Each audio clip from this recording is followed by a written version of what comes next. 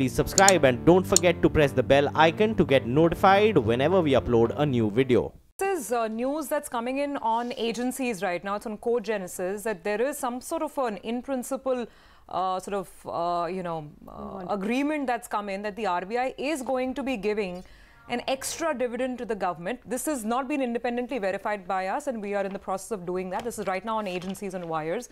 Obviously, if it comes through, it will be a huge relief for the government, and it could alter the math seriously. We know about the additional borrowing, the 50,000 additional borrowing that the government announced, and this whole talk of fiscal slippages. So with some extra money coming in the form of dividend, that could be, of course, very handy from the government's point of view. Bond yield is actually pretty sanguine about it right now.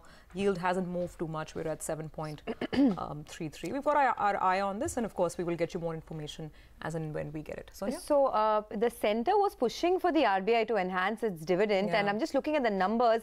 The RBI had transferred just about 30,000 crores as dividend for the last year, less than half of the 65,876 crores it had paid in 2016.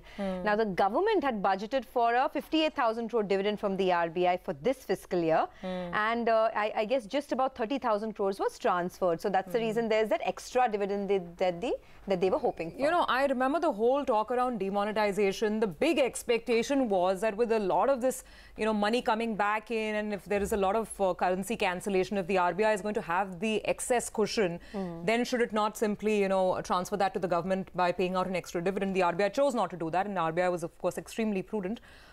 Now agencies are saying that perhaps there is some sort of an understanding that maybe there could be a higher dividend this time around. So that benchmark yield has moved down by about 2 basis points. So there's a bit of a reaction. The bond market is obviously taking note of this news, but in a very sanguine way till we have absolute clarity, till we hear it from the RBI. Yes. Because the talk has been flying around for a long time. Yes, the fact that the government wants more dividend has been known for the last year and a half since demonetization. We mustn't forget that demonetization exercise hit RBI's finances quite a bit. The cost of printing new notes had more than doubled to almost 8,000 crores. So Lata is here, in fact, to put more perspective for all of this. Lata, just tell our viewers. Okay. No, I mean, we only have Cogenesis' word for this, and that too attributed to sources. Until it happens, we can never be sure. But I'll tell you what the math is. Last year, that is the year before demon, RBI had given, or for the past 3 years, RBI had given a dividend of 60 to 65,000 crores, which was a new high, because in the previous to that, the 3 years of Rajan era, they were giving about 65,000 crores. In the period prior to that, it used to be 30,000 crores, and before that, even as low as 10,000 crores. Because RBI used to take out some of the money and keep it as reserves. In that 3 years, because of a committee report, government and this committee, a Maligram committee, actually it was a one-member committee, they said that RBI has enough reserves, so the surplus which RBI generates need not be pushed into reserves. But it was very clear that for 3 years we don't need extra reserves because we have reserves. So come the 4th year, RBI was right in saying that arithmetic which Maligram calculated was for 3 years, and from the 4th year, which was the demo year, it cannot give 60,000 crores. It had to take some money and keep it as reserves. But that year also happened to be demo year. And demo year, RBI spent 17,000 crores by way of reverse repo, where it had to take out money and pay interest for excess cash. So ultimately, they ended up paying only 13,000 crores. So 30,000 crores they took as reserves. Of the remaining 30,000, they had to pay 17,000 for reverse repo, and they paid a dividend of just 13,000 crore, which was a very big blow to the government, because they were expecting probably 60,000 crores. And since then, this nagging of RBI has been on, and very often, we have had even public statements saying we are in dialogue with them. It is not out of the realm of possibility that the Reserve Bank relents, because it doesn't want the government to borrow too much and thereby push up the yield. It is possible, but it is also possible that the RBI stands its ground. So I'm not very sure. Until now, the RBI has stood its ground for most of what it wants. I mean, look at the way the MPC has been. It's been very strict. So I'm not very sure that RBI has buckled. But it's also possible that, this is an extraordinary situation. We are in the throes of a major tax reform, and all, you know, naturally tax revenues have not been as good. So it's quite possible they have agreed. So the government had budgeted for how much? 58,000 crores? No, more than 60,000 crores. Okay. But, you know, it's a composite figure. It says dividend from public sector banks, RBI, etc., etc., etc. Now, the state of the public sector banks is in such status they can't give dividend. So effectively, some 60,000 crores comes from RBI only. But that dividend didn't come. So obviously the budget, it's an overall number which is about, I think, 60,000 crores. Of that, you know, RBI has given just half of that. But as you explained, Lata, last year, ultimately because of the factors, they got in hand, they got about 13,000. Yes. So anything over and above that, even if they move to 25, 30, we don't know the figure. Let's not speculate till we actually hear it from the regulator. Exactly. If it's just about 10,000 crores, it's not a great deal. But, you know, look at the way the yield has fallen. The yield was sitting at 33 and it has fallen to 31. So clearly the expectation is that probably if the government had budgeted that extra 50,000 crore borrowing, maybe they'll cancel one. Already they've cancelled one auction, not cancelled, deferred. The previous auction didn't have enough takers. So 11,000 crore is getting added to the Jan-March borrowing. So the hope in the market now is that maybe some, you know, 15,000 crore or 30,000 crore, which means 2 auctions, could get cancelled. On that faith, you can see the yields falling. By the way, it's not just the bond market. The equity market is feeling very happy. If the government is getting more money, which means lesser fiscal deficit worries, perhaps, you know, little less pressure on bond yields, the equity market. Yeah, you're right, absolutely. In fact, today from the word go, NBFCs are rising. Why would NBFCs rise? Because they feel yield is lower. There is another arithmetic over here. Today, the new 10-year is getting auctioned. So the new benchmark will become 7 quarters. See, now we are looking at 731. When the new 10-year comes, you will look at the new 10 years, and a new paper will always be well bid. That becomes 7 quarter. So optically, it looks like the yield curve is shifted lower. That is also adding to the good cheer. But will it really affect the fiscal math a lot, this number? If a dividend comes, a good dividend, big dividend, chunky one. If a dividend comes, then it can be anything. RBI can forgo reserves for 1 year and well say that I will take reserves from next year from my surplus because this year the country needs it more. There is a GST transformation. It's a perfectly legitimate argument, but I don't know the truth. Okay. We only have a source of a source telling us. Actually, if we have Mr. Tulsian still with us, Mr. Tulsian, I mean, a lot of breaking news coming in over here. We're looking at the different moving parts. 10,560 now on the index. By the way, these are fresh all-time highs for our market as well. Just putting that on the table. NBFC stocks, sir, your view on this before we wrap up for today, because the rally is back in all kinds of stocks. I mean, Equitas has been higher today, DHFL, obviously the marquee names like Bajaj Finance. Your pecking order, sir, for a fresh purchase, if you would advise that now. See, I think because we have been keeping positive view on all, but we need to break them in 3 parts since you have included all the names. DHFL being the housing finance company, Equitas largely termed as a microfinance, or maybe Bajaj Finance as a pure NBFC. And this, you know, maybe with the start of 2018 also we have said that we are keeping positive bias. If I say in the housing finance company, we are positive in the pecking order of LIC Housing, Dewan Housing, and then India Bull Housing. If I take a call on the microfinance, then probably Ujjivan and Equitas falls in that category. Though the Muthoot Finance and all have also been moving into the NBFC and microfinance space, but we are not including them for the time being. And pure NBFC play, I think we need to focus on 3 stocks in the same pecking order of Bajaj Finance, Capital First, and M&M Finance.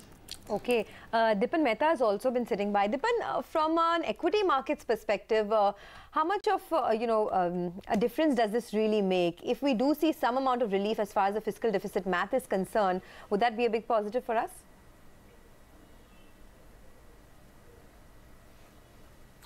No, I think, you know, in terms of sheer mathematics, it won't be much of a difference. But I think it's a sentiment booster. And we've seen the markets further rally after this news has come out, and now the action is coming back into the NBFCs.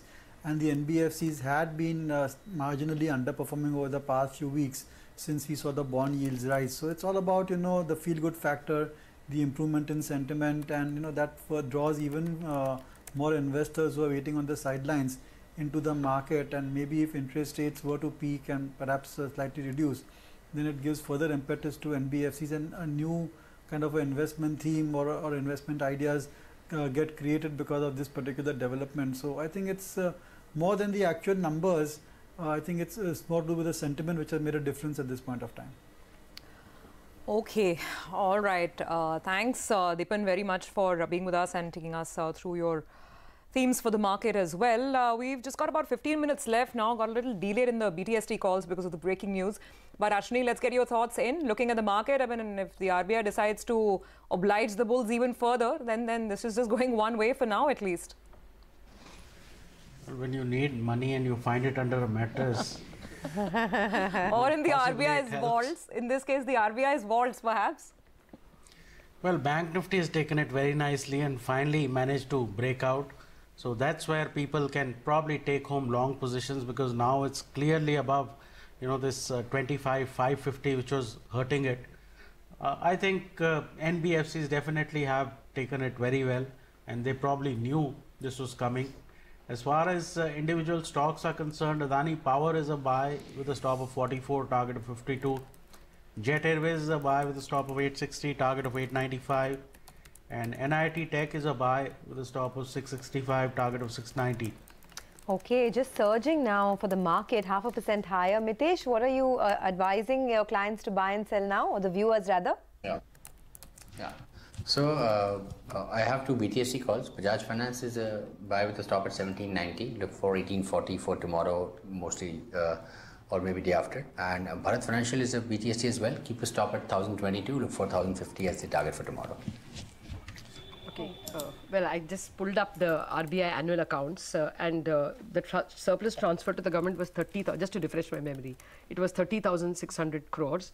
Last year, it was 65,876 crores. Yes. So clearly 35,000 crores less than last year. And I think the budget amount was around 65,000 crores. Yeah. Now, for 17,000 crores, they cannot fault the RBI. 30,000 crores, let us assume that they expected 60,000 from RBI. And they got only half of it. Yeah. In that 30,000, 17,000 RBI will not give, because that is the money they spent paying the reverse repo guys. Yeah. So 13,000 is what the government can expect, which is one auction. Yeah. I mean, it's not a great deal. The auction that was cancelled, I don't know if it can be that celebratory. Exactly. And as Ashwini is pointing out, you know, the NBFC rally has been there from the morning. Yeah.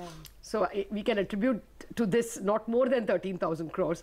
And I seriously don't think that RBI or the government will want to make it appear that the RBI's autonomy is falling for all of 13,000 crores. So let's not play too much by this number. 560, and the biggest leader of this market, the financials, are leading from the front today. That's the kind of day it has been. Not just equities, of course, bond markets are also cheering the prospects of, you know, some more money perhaps going from the RBI to the government in the form of the dividend. Bhaskar Panda of HDFC Bank is now joining in. Bhaskar, how do you interpret the news? We don't have hard numbers to share because the RBI hasn't officially released anything. But, you know, how do you look at this possibility and perhaps the amount of extra dividend that could be available to the government? If I... Yes, Mr. Panda. Yeah. So what I saw, the estimate is around 13,000. I'm not able to hear it. I think we have him on a bad line. I mean, hello? Yes, Mr. Panda, if you could just start from the top, sir. We could not hear you. We had a bad line. Okay. So now it is audible? Yes, it is. Okay. So I think the flash was that there will be 13,000 crore of, you know, dividend going from RBI to the government. And interestingly, this is just before the, you know, auction cutoff today itself. So there has been some action, obviously some movement in the, you know, price. But I think it's temporary. 13,000 crore is too less. In fact, the government borrowing is going to be much higher. So maybe it is a small, you know, fillip to the bigger hope, you can say. And probably it will be short-lived. So, Mr. Panda, two-part question then. The yield has not moved much actually. From 7.33, it fell to 7.31%. Your view on where that is headed, and you don't see this impact the fiscal math too much, right? I don't think so. See, this is a small number, in fact. I don't know whether 13,000 crore will come or 10,000 crore will go. I don't know really. But even then also, it is a very small number. Yeah, actually, Mr. Panda, the 13,000 crore was believed to be the original amount that government asked. Today's flash only is RBI apparently has given the green signal. This is a completely sourced information coming from Cogensis. We don't know. But assuming it is true, the previous number that the government was talking about was 13,000 crore. So we don't know exactly how much dividend will go from the Reserve Bank to RBI. In any case, do you think 13,000 crore moves the needle much, or 15,000 crore moves the needle much? I don't think it will move. You know, from the word go today, because the new 10-year could be bid at maybe 7/4, there has been a spring in the step of the NBFC stocks. Should the new 10-year be seen as ushering in lower yields at all? Will it normally bring down CPCD yields? My view is that it is temporary. My view is that, this is something which you need to look out and see how it pans out. I don't think there is a case that we should see much lower yields as of now. What is your, as of now, with the information and knowledge you have, what is your yield range for the quarter now to March 31? I think probably, I'm talking about the old one, not the new one. The old one should be between, say, maybe 715 to 745. I'm not changing, much further as of now. All right, Mr. Panda, thanks for stopping by, and Lata, thanks for taking us through this news flow as well. We just have about 4 more minutes left for the day and the week to come to an end, and it's been about a 1% rise for the Nifty this week, but the mid-caps have done so well, 2.5% higher for the mid-cap index. Sampath Reddy of Bajaj Allianz Life Insurance also joins in, and we have Ashwini Gujral and other technical gurus with us as well. Sampath, hi, afternoon. It's been a dream run for the equity markets. The start of the year has looked good. What are you advising investors to do now? Continue to put in money? And if yes, what kind of sectors are you bullish on? I mean, equities have done very well over the last 1 year, and we continue to like them even at the current level, even though valuations are relatively on the higher side. But, from a long-term perspective, from a 3 to 5 year view, I think, there can be a very good money made from equities, even from current level onwards. Given that overall, wherever the earnings visibility is there, better quality cash flows are there, all of those sectors are relatively trading at the higher end of the valuation, range. At this point of time, maybe one would be better off investing in contrarian sectors like IT services and the pharmaceuticals. These are the relatively sectors where valuations are attractive, and of course when the very near term they are facing a challenge in the point with the relatively stronger rupee. That's one of the reasons probably they're underperforming, but the valuations are very, very attractive. I think these sectors have a very good return ratios. The cash flows in the past have been very, very good. From a longer term perspective, earnings growth of 7 to 10% is certainly doable from these sectors. I think at a 15-20 PE multiples, these are the I think better performing. These two sectors could relatively do much better in the next 3 to 5 year perspective. And also we've been liking metals also as a sector. There also globally the inventories are coming down. China, which is one of the large consumers and producers of the commodities, is implementing huge production cutbacks. Because of that, and also inventories have come down over the last 4 or 5 years. So because of that, I think commodity prices are moving up, and most of the metal companies in India are saddled with a lot of debt, and also that's because they've implemented huge capacity expansion program over the last 5 years. They will be in a very, very better position to ride on to this commodity price boom. These are the three sectors I think we've been liking them, and we continue to be overweight on them. Okay, Ashwini, just about a minute and a half, 2 minutes actually to go before we close out. Now, looking at the huge strength in all of financials, banks, private sector, NBFCs, for instance, Axis is surging. Look at HDFC in the intraday there as well, 1.5% up. Now, how to trade this? If this is the beginning of something new for banks and NBFCs, and what would be your top bets? We're closing pretty much at fresh all-time highs, and the Nifty Bank, at least, it's the highest point for the day for that index as well. See, Bank Nifty has broken out, so that's where you can get long. Even on the Nifty, we are closing past 10,550. So, you can carry home both the indices. But on the Bank Nifty, it appears that this time the leaders are going to be Yes Bank, IndusInd Bank, and those sort of stocks rather than the usual ICICI Bank or HDFC Bank. So that way you need to make sure that you are in the right stocks. I think still mid caps will outperform. The Nifty and Bank Nifty will be slow movers as we go forward. But definitely, the NBFCs have picked up, and that's where more action could be expected, even more than the banks. Okay, well, just 1 minute to go, and what a day it's been for the bulls. I mean, just look at the market, 10,561 record highs is what we've hit, right? And all of the momentum came in the last 1 hour of trade, but the Nifty just zoomed past the 10,560 mark. So let's just take you through the leaders of the rally today. It's been financials, no two ways about that. Yes Bank, IndusInd Bank, Bajaj Finance, HDFC, India Bulls Housing Finance, all rallied anywhere between 1 to 5% You had a couple of these stocks from the pharmaceutical space that were not too bad. Lupin, Dr. Reddy's did very well.